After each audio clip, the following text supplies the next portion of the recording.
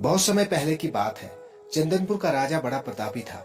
दूर दूर तक उसकी समृद्धि की चर्चाएं होती थी। उसके महल में हर एक सुख सुविधा की वस्तु उपलब्ध थी, पर फिर भी अंदर से उसका मन अशांत रहता था। उसने कई ज्योतिषियों और पंडितों से इसका कारण जानना चाहा। बहुत से विद्वानों से मिला। किसी ने कोई अंगूठी पहनाई तो किसी ने यज्ञ कराए, पर फिर भी राजा का दुख दूर नहीं हुआ। उसे शांति नहीं मिली। एक दिन भेष बदलकर राजा अपने राज्य की सैर पर निकला। घूमते घूमते वह एक खेत के निकट से गुजरा। तभी उसकी नजर एक किसान पर पड़ी। किसान ने फटे पुराने वस्त्र धारण कर रखे थे और वह पेड़ की छांव में बैठकर भोजन कर रहा था। किसान के वस्त्र देख राजा के मन में आया कि वह किसान को कुछ स्वर्ण मुद्राएं दें, ताकि उससे उसके जीवन में कुछ खुशियां आ सके।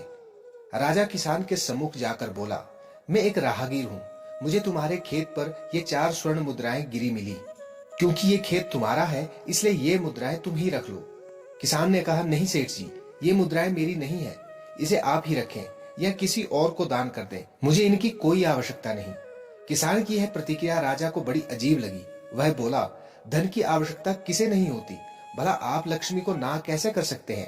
तो किसान बोला, मैं रोज 4 आने कमा लेता हूँ और उतने में ही प्रसन्न रहता हूँ। यह कैसे संभव है? राजा ने अचरज से पूछा। किसान बोला, प्रसन्नता इस बात पर निर्भर नहीं करती है कि आप कितना कमाते हैं या आपके पास कितना धन है। प्रसन्नता उस धन के प्रयोग पर निर्भर करती है। तो तुम इन 4 आने का क्या कर लेते हो? राजा ने उपहास के लहजे से प्रश्न किया।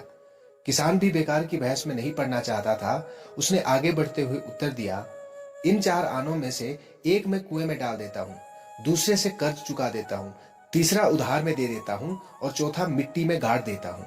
राजा ने किसान से प्रश्न किया, मैं तुम्हारे उत्तर से प्रभावित हूँ और तुम्हारे 4 आने का हिसाब जानना चाहता हूँ।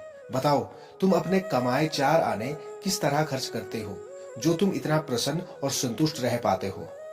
किसान बोला, जैसा कि मैंने बताया था, मैं 1 आना कुएं में डाल देता हूँ, यानी अपने परिवार के भरण पोषण में लगा देता हूँ। दूसरे से मैं कर्ज चुकाता हूँ, यानी इसे मैं अपने वृद्ध माँ बाप की सेवा में लगा देता हूँ। तीसरा मैं उधार दे देता हूँ, यानी अपने बच्चों की शिक्षा दीक्षा में लगा देता हूँ। और चौथा मैं मिट्टी में गाड़ देता हूँ, यानी मैं 1 पैसे की बचत कर लेता हूँ, ताकि समय आने पर मुझे किसी से मांगना ना पड़े और मैं इसे धार्मिक, सामाजिक तथा अन्य आवश्यक कार्यों में लगा सकूं। राजा को किसान की बात समझ आ चुकी थी। राजा की समस्या का समाधान हो चुका था। वह जान चुका था कि यदि उसे प्रसन्न और संतुष्ट रहना है तो उसे भी अपने अर्जित किए धन का सही सही उपयोग करना होगा।